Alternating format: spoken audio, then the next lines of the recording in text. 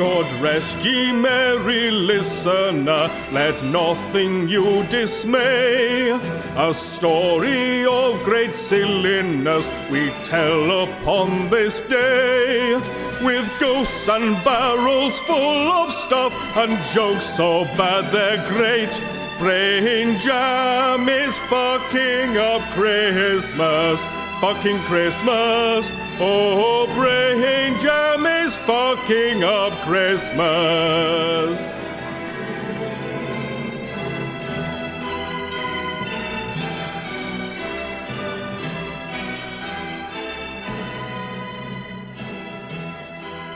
Marley was dead, to begin with. Oof! Oh, me heart. There is no doubt whatsoever about that. The register of his burial was signed by the clergyman, the clerk, the undertaker, the chief mourner, 3 prostitutes, a gin seller, and the little match girl. Scrooge signed it, and Scrooge's name was good upon change for anything he chose to put his hand to. Old Marley was as dead as a doornail. Mind, I don't mean to say that I know of my knowledge what there is particularly dead about a doornail. I might have been inclined myself to regard a coffin nail as the deadest piece of ironmongery in the trade. Get on with it! What? Do you mind? I'm a theatrical knight, you little shit. I wanted Ian McKellen. Well, none of us can do Ian McKellen. You shall not pass! You shall not pass! You shall not pass! You shall not pass! Very few of us can do Donald Sindon. Impidum-pop. Now, where was I? Yes. Scrooge knew Marley was dead. Of course he did. How could it be otherwise? Scrooge and he were partners for I don't know how many years. Not in that way, you understand. No. No, Scrooge was his sole executor, his sole administrator, his sole assign, his sole residuary legatee, his sole friend, and sole mourner. The mention of Marley's funeral brings me back to labour the point I started with. There is no doubt that Marley is dead. It must be distinctly understood, or nothing wonderful can come of this story I am going to relate. Oh, get a bloody move on. I need to say all this in sets of the story, you little idiot. Put that away. No, I'm going to play my skateboard till the good bit. There are no skateboards in Dickens. Oh, but he was a tight-fisted hand at the grindstone, Scrooge, a squeezing, wrenching, grasping, scraping, clutching, covetous old sinner, hard and sharp as flint, self-contained and solitary as an oyster. External heat and cold had little influence on Scrooge. No warmth could warm, no wintry weather chill him. No wind that blew was bitterer than he. No falling snow was more intent upon its purpose. No pelting rain less open to entreaty.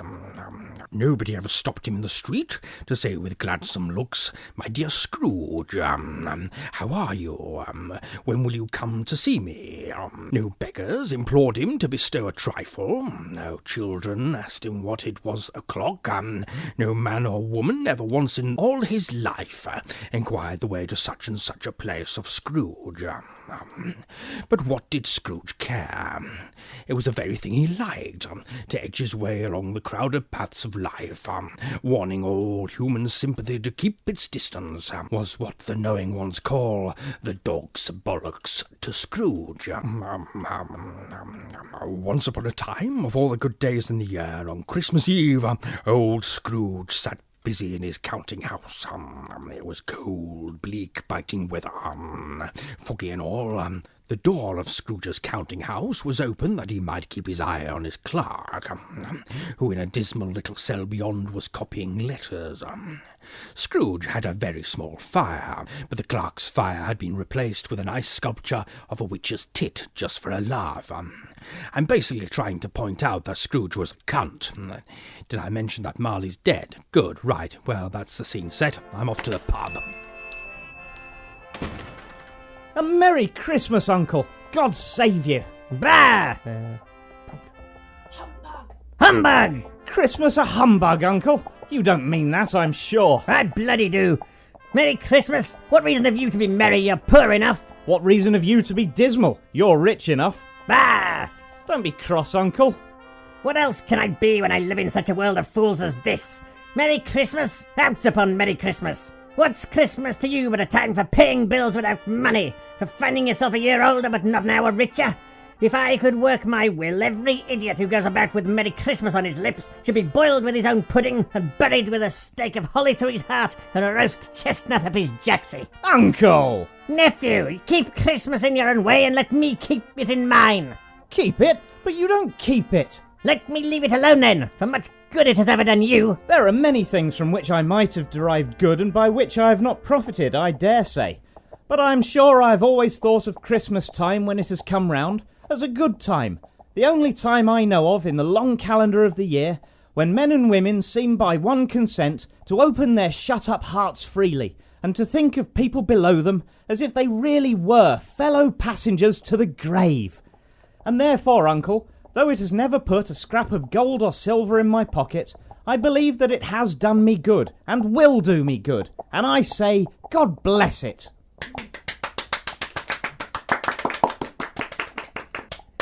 Let me hear another sound from you and you'll keep your Christmas by losing your situation. You're quite a powerful speaker, sir. I wonder you don't go into Parliament. Don't be angry, Uncle. Come, dine with us tomorrow. Shove your dinner up your ass. Uncle! Tell me, why did you get married? Because I fell in love. That is more ridiculous than a Merry Christmas. Good afternoon. I want nothing from you. I ask nothing of you. Why cannot we be friends? Because you smell of poo. Now bugger off. I am sorry with all my heart to find you so resolute, but I have made the trial in homage to Christmas, and I'll keep my humour to the last. So, a Merry Christmas, Uncle. Not listening. And a Happy New Year. La la la la, I can't hear you. Merry Christmas, Mr. Cratchit. Merry Christmas, sir. There's another fellow, my clerk, with 15 shillings a week and a wife and family talking about Merry Christmas. Moron. Cratchit! Can you smell ham? Scrooge and Marley's, I believe. Have I the pleasure of addressing Mr. Scrooge or Mr. Marley? Yes. What? Tench, I don't know. What's he doing? Just roll with it, old boy. Okay. Well, which is it, pray? Mr. Marley has been dead these 7 years.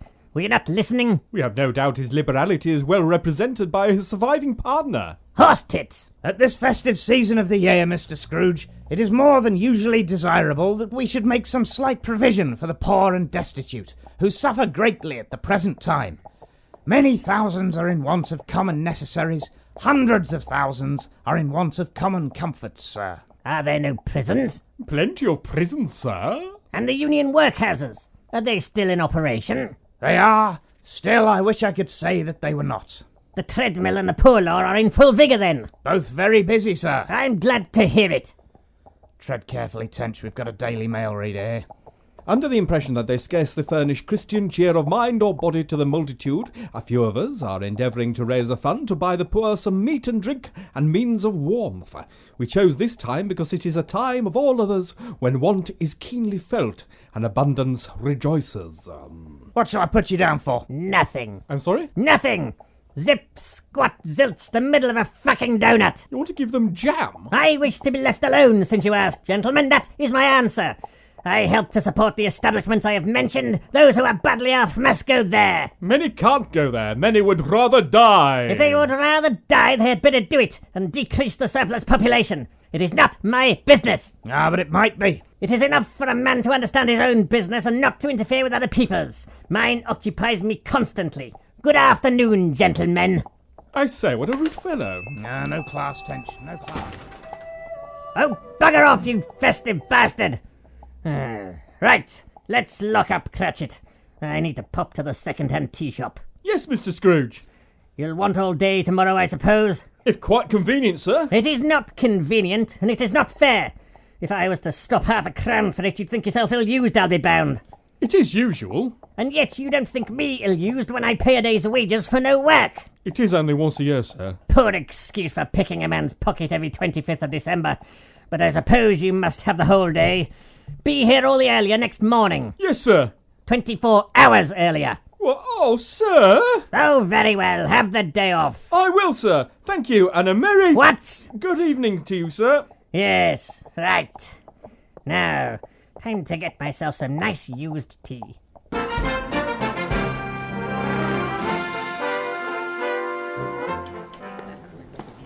What a liberty. Anyway, home at last. Now, where's the key? Ah, here it is. What is this? The massive knocker is twisting into the face of my old friend Jacob Marley. I'd better give it a buff with Duraglit in the morning. That's better. Can't beat a nice gin. Now, where are we? Yes. Up Scrooge went, not caring a button for the dark. Darkness is cheap, and Scrooge lighted. But before he shut his heavy door, he walked through his rooms to find his Duraglit. He had just enough recollection of the face to desire to do that. Sitting room, bedroom, lumber room, no Duraglit. None under the table or under the sofa. A small fire in the grate, a spoon and basin ready, and a little saucepan of gruel, because Scrooge had a cold in his head. No brasso under the bed, nor in the closet, not even an oily rag in his dressing gown, which was hanging up in a suspicious attitude against the wall. Humbug. Let's make a nice cup of used tea. Lovely. Oh, great. Now my bells are buggered. I'll have to buff them up in the morning. No rest for the wicked. And there goes the cellar door. Better get a bigger duster. Oh, now they can just fuck off. Lovely. Oh, Scrooge. How now? What do you want with me? Much. Who are you? Ask me who I was. Who were you then? You're particular for a shade. In life, I was your partner, Jacob Marley. Oh, him. He always liked to make an entrance. Can you sit down? I can. Do it then. You don't believe in me. I don't. What evidence would you have of my reality beyond that of your senses? I don't know. Why do you doubt your senses? Because a little thing affects them. A slight disorder of the stomach makes them cheat. You may be an undigested bit of beef, a blot of mustard, a crumb of cheese, a fragment of underdone potato. There's more of gravy than of grave about you, whoever you are. You were always shit at jokes. You see this toothpick? I do. Well, I have but to swallow this and be for the rest of my days persecuted by a legion of goblins, all of my own creation. Humbug, I tell you, humbug! Goblins? From a toothpick? Shut up! Dreadful apparition, why do you trouble me? Man of the worldly mind, do you believe in me or not? I do. I must. If only to move the story along. But why do spirits walk the earth, and why do they come to me? It is required of every man that the spirit within him should walk abroad among his fellow men and travel far and wide. And if that spirit goes not forth in life, it is condemned to do so after death. It is doomed to wander through the world, oh, woe is me, and witness what it cannot share but might have shared on earth and turned to happiness. Sounds like a bit of a chore.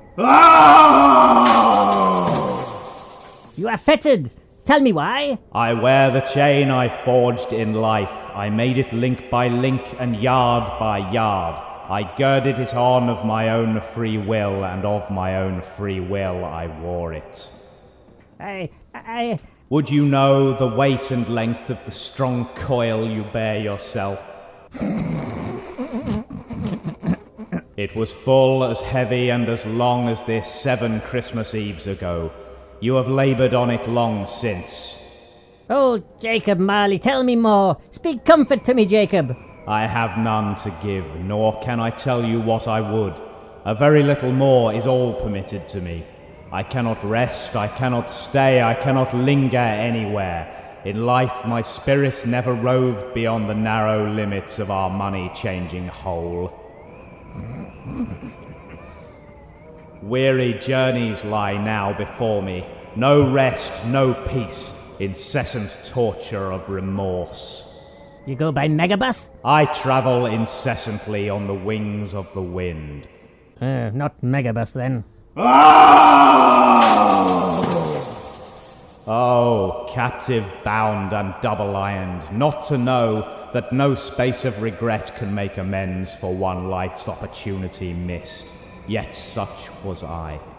But you were always a good man of business, Jacob. That must count for something. Mankind was my business. The common welfare was my business. Charity, mercy, forbearance, and benevolence were all my business.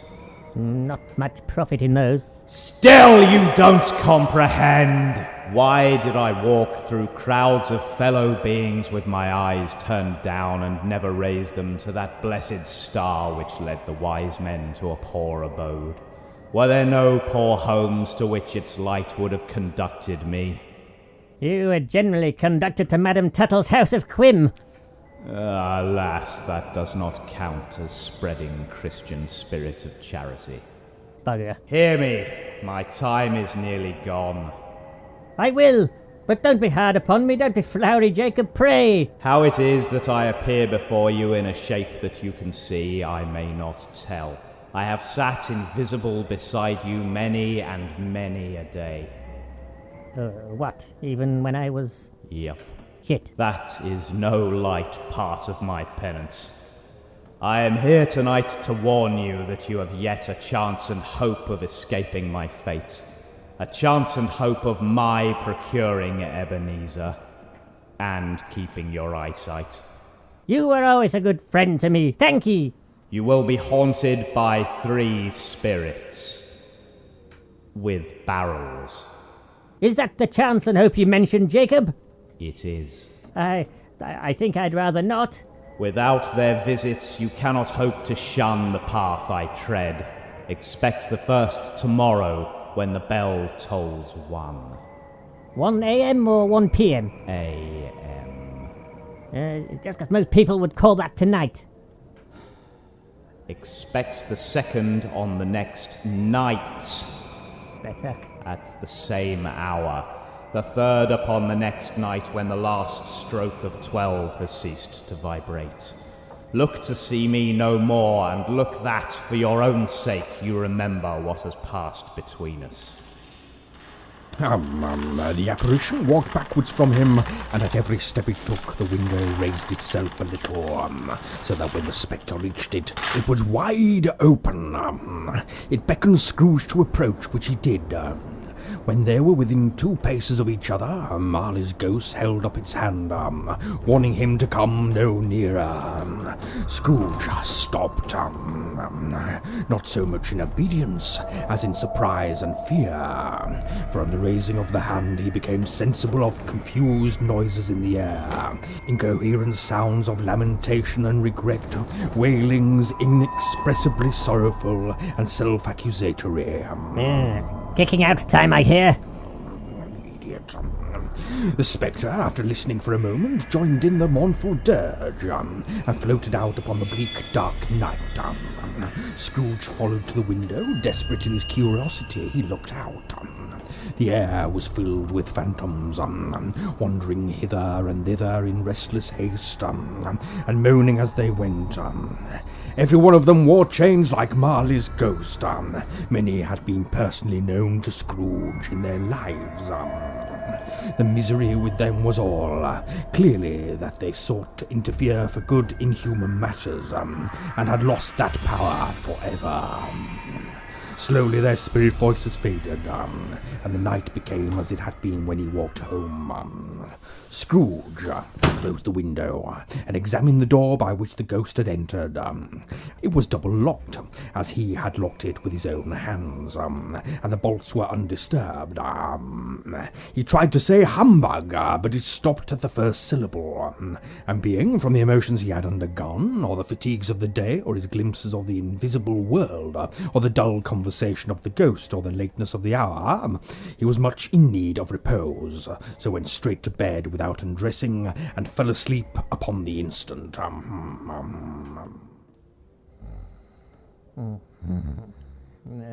Penny for 100 weight of used tea.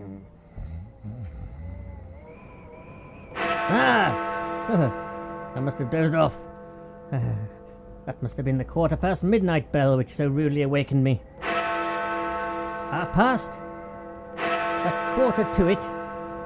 The hour itself. I knew knack-all would happen. Bugger. Are you the spirit, sir, whose coming was foretold to me? Arr! Who and what are you?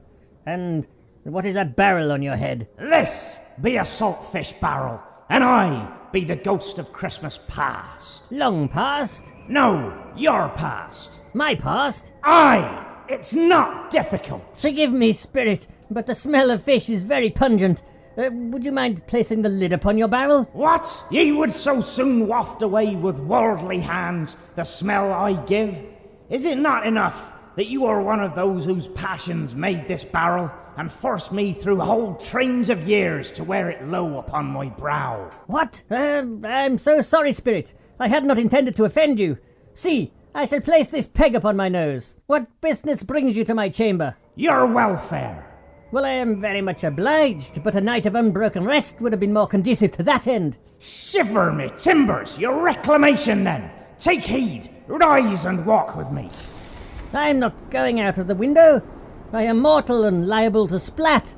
Bear but a touch of my hand there. There, you can cut that out for a start. On your heart. Bear but a touch of my hand on your heart, and ye shall be upheld in more than this.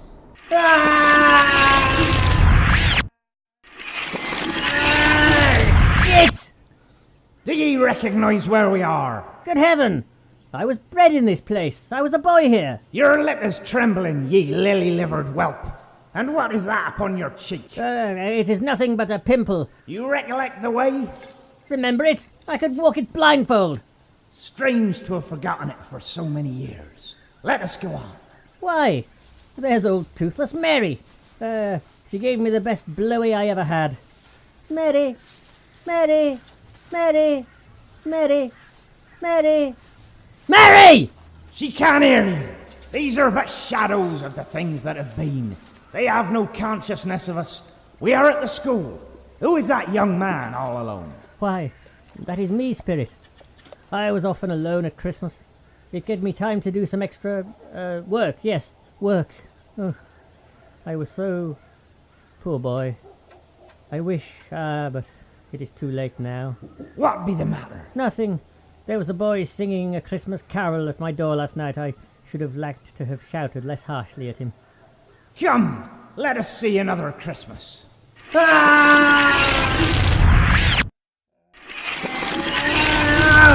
bloody hell! Where are we? Yes. Do ye know this building here? Know it. I was apprenticed here. Then let us enter. Who be this man? Why, it's old Fezziwig. Bless his heart, it's Fezziwig alive again. Yo there, Ebenezer, Dick! There's me and Dick Wilkins, to be sure. Bless me, yes, there he is. I was very happily acquainted with Dick in my youth. Reminds me of my time at sea. Yo-ho, my boys, no more work tonight. Christmas Eve, Dick. Christmas, Ebenezer.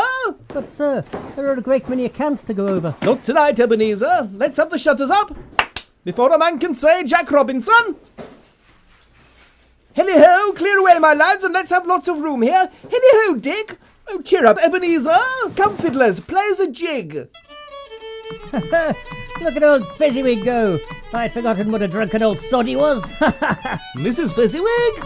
Oh, very well, but keep your face out my tits this time. I will. Oh, Mr. Fezziwig.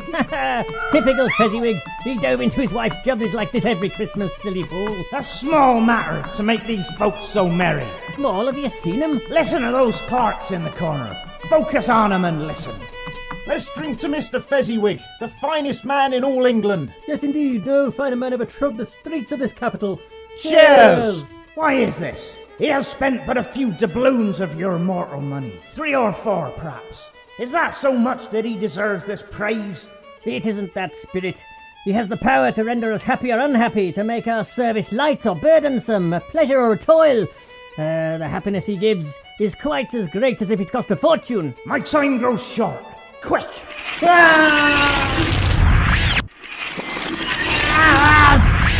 doing that? Look ye! Tell me, what is the matter? What saddens you so? It matters little to you, very little. Another idol has displaced me. What idol has displaced you? A golden one. I have seen all your nobler aspirations fall off one by one. Our contract is an old one. It was made when we were both poor and content to be so. Content to be so? You said you wanted a wedding so big it would give your sister the jealous shits. Actually, I don't usually say this, but you were well shot there, Scrooge, my lad.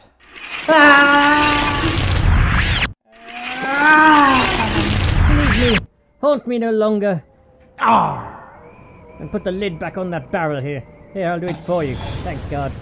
I'm back in my bedchamber. Time to get some kip.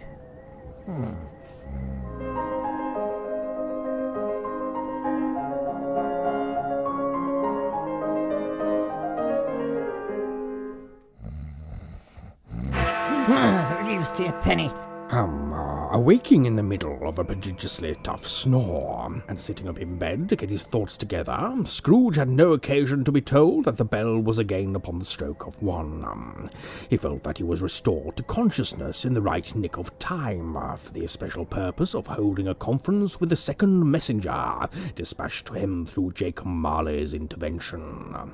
But finding that he turned uncomfortably cold when he began to wonder which of his curtains this new spectre would draw back, he put them every one aside with his own hands, for he wished to challenge the spirit on the moment of its appearance, and did not wish to be taken by surprise and made nervous. Now being prepared for almost anything, he was not by any means prepared for nothing, and consequently, when the bell struck 1 and no shape appeared, he was taken with a violent fit of trembling. 5 minutes, 10 minutes, a quarter of an hour went by, yet nothing came. All this time he lay upon his bed, the very core and centre of a blaze of ruddy light which streamed upon it when the clock proclaimed the hour. At last he began to think that the source and secret of this ghostly light might be in the adjoining room, from whence, on further tracing it, it seemed to shine. This idea taking full possession of his mind, he got up softly and shuffled in his slippers to the door. The moment Scrooge's hand was on the lock, a strange voice called him by his name and bade him enter. He obeyed. Hey, come in and know me better, man. I am the ghost of Christmas present. Look upon me. I would, but so much of your body is obscured by that barrel. This is my oatmeal barrel, for porridge is by far the best breakfast to ward off this chilly weather. You have never seen my like before? What, a bearded man wearing a barrel? No, I can't say I have. You have never walked forth with my elder brothers? I'm afraid I have not. Have you many brothers, Spirit? More than 1,800. A tremendous family to provide for. You should see the arguments in Little. Little? Never mind. Spirit, conduct me where you will. I went forth last night on compulsion, and I learned a lesson which is working now. Tonight, if you have aught to teach me, let me profit by it. Touch my robes. Look, as I told the last Spirit, I'm not that kind of chap. My clothing. Touch my clothing. Oh, I see. Sorry. Where are we, Spirit? What is this hovel we stand before? You do not know it? I'm grateful not. Let us enter. Whatever has happened to your precious father then, and your brother Tiny Tim and Martha? They weren't as late last Christmas Day. Afternoon, Ma. Who are you talking to? Your 2 siblings who died of consumption last night for budgetary reasons. Why, bless your heart alive, my dear. How late are you? We had a deal of work to finish up last night and had to clear away this morning, Mother. Well, never mind, so long as you've come. Sit you down before the fire, my dear, and have a warm, Lord bless you. No, there's father coming, your dead siblings would probably say at this point. Hide, Martha, hide, they would probably also say. I shall hide myself behind this potted stick. Why, where's our Martha? She's not coming. Not coming? Not coming? Not coming upon Christmas Day? Guess who? My dear Martha, you can let go of my testicles now. Sorry, Daddy, you are very tall. And how did little Tim behave in church? As good as gold and better. Somehow he gets thoughtful sitting by himself so much and thinks the strangest things you ever heard. He told me coming home that he hoped the people saw him in the church because he was a cripple, and it might be pleasant for them to remember upon Christmas Day who made beggars walk and blind men see. Oh, sorry, dear, I need to be sick. You're not ill on Christmas Day. Oh, I am well now. It was woman's troubles. An ovary caught in me gullet. Well, you know best about those things, my dear. Sit down, everybody. Christmas dinner's ready. I've been looking forward to this all year. Here's the goose. Ooh. There never was such a goose. How was the goose, Father? Delicious. It lasted 2 chews. Ooh. Are we ready for pudding? Yay! Oh, here it is. Ah, the old family pudding. You can see the mark where I poked it as a child. That was lovely. You can put it back in the loft now. And Merry Christmas to us all, my dears. God bless us. Merry Christmas. God bless us, everyone. Oh, I'm going again. Spirit, tell me if Tiny Tim will live. I see a vacant seat in the poor chimney corner, and a crutch without an owner and a less bilious mother. If these shadows remain unaltered by the future, the child will die. Oh no, kind spirit. Say he'll be spared. If these shadows remain unaltered by the future, none of my race will find him here. If he be like to die, had he better not do it, and decrease the surplus population. You use my own words against me. Mr. Scrooge. What? I'll give you Mr. Scrooge, the founder of the feast. Founder of the feast, indeed. I wish I had him here. I'd give him a piece of my mind to feast upon, and I hope he'd have a good appetite for it. My dear, the children, Christmas Day. It should be Christmas Day, I'm sure, on which one drinks the health of such an odious, stingy, hard, unfeeling old man as Mr. Scrooge. I hope he gets knob cancer. My dear, Christmas Day. Oh, all right, I'll drink his health for your sake, and the day's, but not for his. Long life to him. A Merry Christmas and Happy New Year. He'll be very merry and very happy, I have no doubt.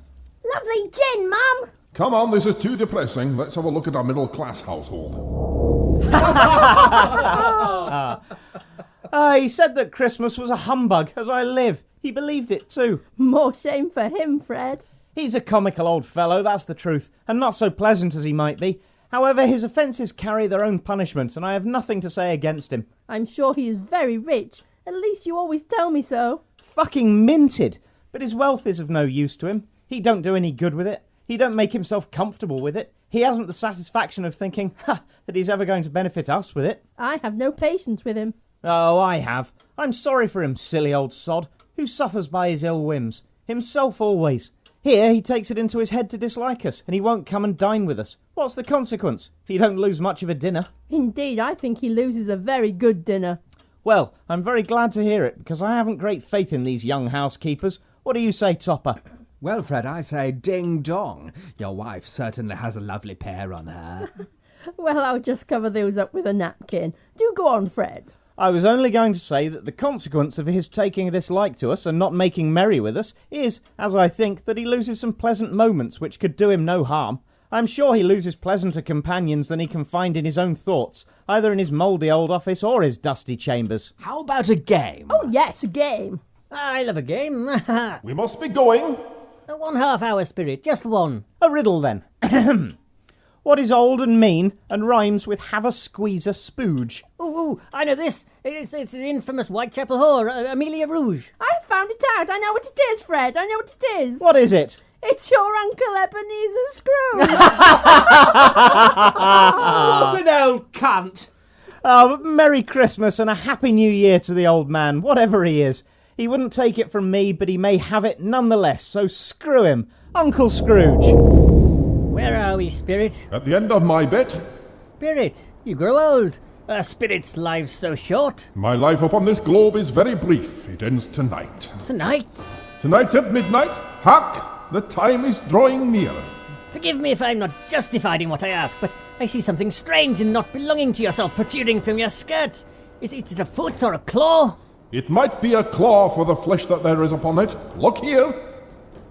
No man here, look down here. Spirit, that is very impressive. Yes, it is, but underneath that. Oh, I see.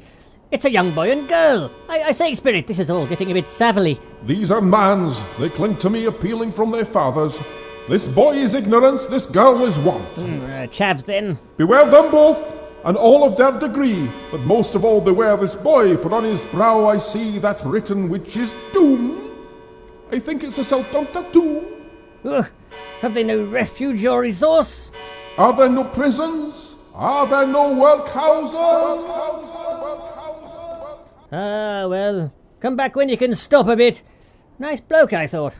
Massive cock. Holy death shits! Am I in the presence of the ghost of Christmas yet to come? You don't say much, do you? What is that barrel strapped to your waist? No, don't answer, I see. It says sherry on it. Good idea. You knock once on the barrel for yes and twice for no. You are about to show me shadows of the things that have not happened but will happen in the time before us. Is that so, spirit? Ghost of the future, I fear you more than any spectre I have seen. But as I know your purpose is to do me good, and as I hope to live to be another man from what I was, I am prepared to bear your company, and do it with a thankful heart. Lead on, lead on! The night is waning fast, and it is precious time to me, I know. Lead on, spirit. No, I don't know much about it either way. I only know he's dead. What did he die of? I believe he died of a Tuesday. Why, what's the matter with him? I thought he'd never die. Oh, God knows. What's he done with his money? I haven't heard. Left it to his company, perhaps. He hasn't left it to me, that's all I know. It's likely to be a very cheap funeral, for upon my life I don't know of anyone to go to it. Suppose we make up a party and volunteer. I don't mind going if lunch is provided, but I must be fed if I make one. Well, I am the most disinterested among you after all, for I never wear black gloves and I never eat lunch. But I'll offer to go if anyone else will. When I come to think of it, I'm not at all sure that I wasn't his most particular friend, the miserable old twat. I know these men, spirit. They are good men of business and very wealthy. Oh, off again, are we? Quite a deputation, ladies and gentlemen, quite a deputation. Who will be first? Ah, look here, old Joe. Here's a chance if we haven't all three met here without meaning it. Well, you couldn't have met in a better place. Come in at the parlour and I'll shut the door of the shop.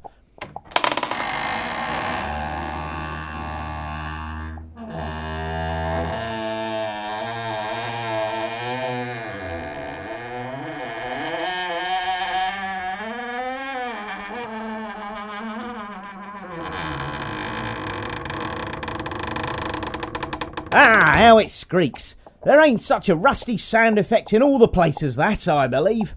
And I'm sure there's no such old bones here as mine. Come into the parlour, come into the parlour. What's he say about his old bones? We know pretty well that we were helping ourselves before we met here, I believe. It's no sin. Open the bundle, Joe. Oh, what do we have here? Sheets and towels? This one smells of spunk. I don't pay extra for seed. A little wearing apparel, 2 old-fashioned silver teaspoons, a pair of sugar tongs, cuddly tie, a few boots, fondue set, and 100 weight of used tea. I'll give you 5 shillings. 5 shillings? I always give too much to ladies. It's a weakness of mine, and that's the way I ruin myself. That's your account. If you asked me for another penny and made it an open question, I'd repent of being so liberal and knock off half a crown. Eh? He said it's 5 shillings. And now undo my bundle, Joe. Let's have a look then. What do you call this? Bed curtains? Yes, bed curtains. You don't mean to say you took them down, rings and all, with him lying there? Yes, I do, and why not? You were born to make your fortune, and you'll certainly do it. I certainly shan't hold back my hand when I can get anything in it by reaching out, for the sake of such a man as he was, I promise you, Joe. Don't drop that oil upon the blanket now. His blankets? Whose else do you think? He isn't likely to take cold without him, I dare say. I hope he didn't die of anything catching, eh? No, I think he died of a... We've done that. What? Oh, well, don't you be afraid of that. I ain't so fond of his company that I'd loiter about him for such things, if he did. Ah, you may look through that shirt till your eyes ache, but you won't find a hole in it. Not even for the arms? Nor a threadbare place. It's the best he had, and a fine one too. They'd have wasted it if it hadn't been for me. What do you call wasting of it? Putting it on him to be buried in, to be sure. Someone was fool enough to do it, but I took it off him again. He can't look uglier in calico than he did in that one. And what have you saved till last? Them's is jazz mags. Yes, spirit, I see. The case of this unhappy man might be my own. My life tends that way now. Merciful heaven, what is this? It is a bed, and in it lays a corpse. Spirit, this is a fearful place. In leaving it, I shall not leave its lesson, trust me. Let us go. I understand you, and I would turn back the sheet if I could, but I have not the power, Spirit. I have not the power. If there is any person in the town who feels emotion caused by this man's death, show me that person, Spirit, I beseech you. Is it good or bad?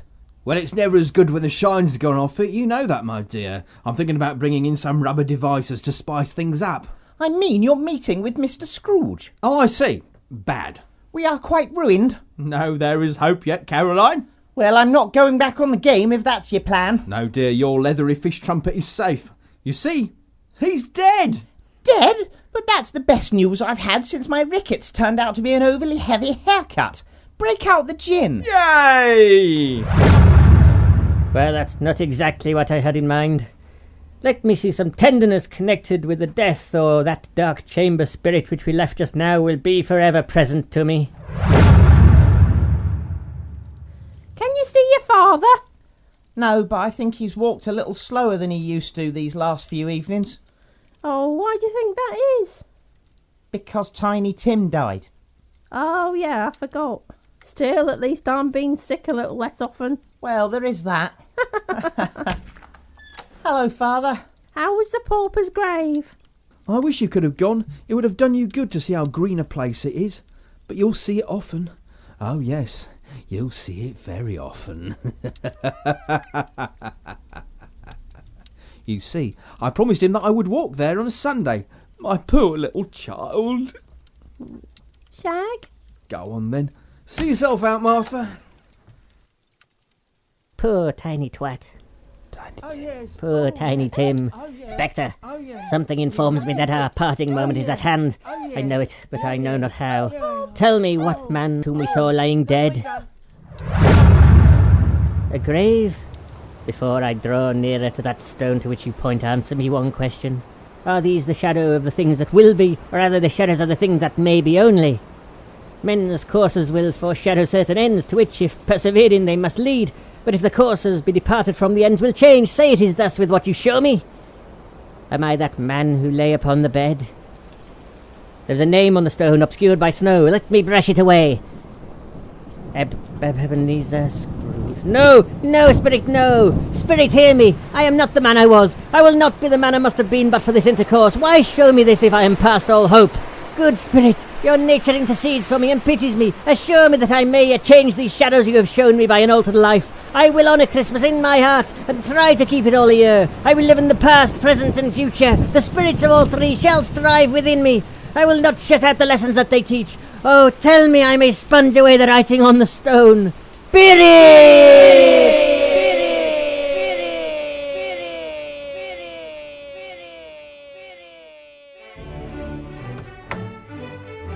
Brr, it's cold. Ha ha! Piping for the blood to dance to. Hey, you boys, what are your names? Oh, sir, well, I'm Tim. And I'm Bill, and we love Victorian London. What is today, fine fellows? Why, it's Christmas Day, sir. It's Christmas Day, I haven't missed it. The spirits have done it all in one night. They can do anything they like, of course they can, of course they can. Hello, my fine fellows. Hello. Do you know the butcher in Potom? Do we? Yes, I do. An intelligent boy, a remarkable boy. Do you know whether they've sold the big barrel of meat that was outside? Not the little barrel of catdicks, but the big one. The one as big as both of us. What a delightful boy. It's a pleasure to talk to him. Yes, my buck. It's still there now. Is it? Go and buy it. What? I am in earnest. Go and buy it and tell them to bring it here that I might give them direction where to take it. Come back with the man, then I'll give you both a shilling. Come back with him in less than 5 minutes, and I'll give you both a half-crown. A shilling or half a crown? I'm so excited that I'm going to do a backflip. No, Bill, it's too slippy. Don't be daft. Hup. Bill! Backflipping on a slippy surface is deadly. Don't be a twat this Christmas. Well, it looked like it's just you, my lad. Well, in this day of high charm mortality, I've become accustomed to seeing my friends dying horribly.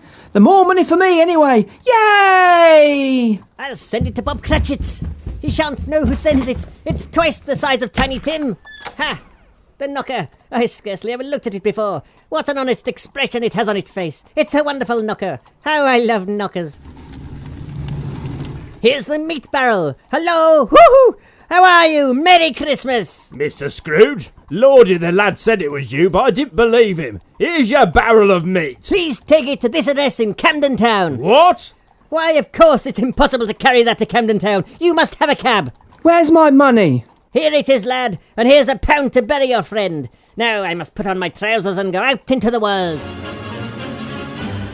Merry Christmas, madam. Merry Christmas, young sir. Oh, those are the men who came to the office yesterday. I must speak with them.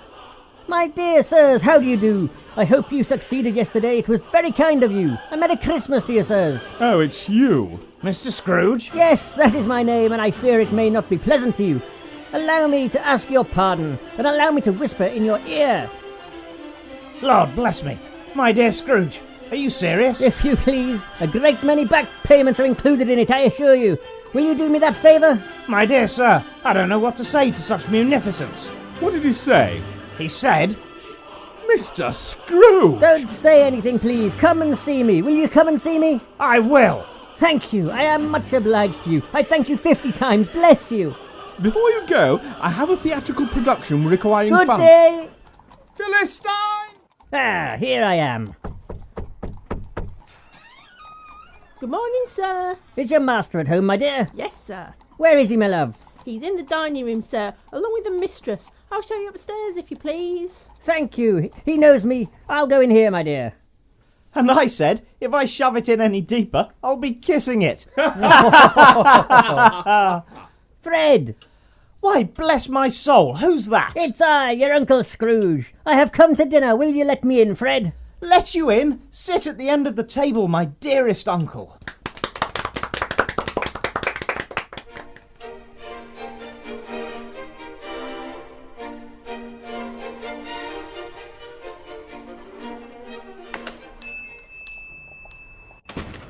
Hello? What do you mean by coming here at this time of day? I'm very sorry, sir. I am behind my time. You are? Yes, I think you are. Step this way, if you please. It is only once a year, sir, and it shall not be repeated. I was making rather merry yesterday, sir. Now, I'll tell you what, my friend. I am not going to stand this sort of thing any longer, and therefore I am about to raise your salary. What the fuck? I mean, thank you, sir. A Merry Christmas, Bob. A merrier Christmas, Bob, my good fellow, than I have given you for many a year. I'll raise your salary and endeavour to assist your struggling family, and we'll discuss your affairs this very afternoon over a Christmas bowl of smoking bishop. Make up the fires and buy another coal scuttle before you dot another I. Merry Christmas, Mr. Scrooge.